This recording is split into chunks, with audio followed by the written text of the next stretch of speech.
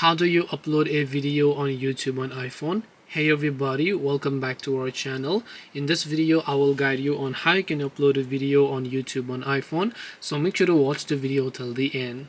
Now if you want to upload a video to your YouTube app on your iPhone, it's actually quite simple. Just make sure that you have the video ready on your iPhone and go ahead and then launch the YouTube application, and make sure that you are signed into the correct channel and the correct account where you would like to upload your video. After you've done that, if you look right at the bottom, you'll find this little plus icon that you can find here, where if you just tap on this plus icon here, you should be able to see all this interface. So just go ahead and select a certain video that you like here, and once you select a certain video, tap the next option. Now keep in mind that if it is in a 9:16 aspect ratio, it is automatically going to get regarded as a YouTube short, also if it is under 1 minute. So that's the thing you want to understand. And then tap the next option, make the required changes such as adding a description, adding tags, details, and your privacy and so on. Tap on upload option and your video will get successfully uploaded.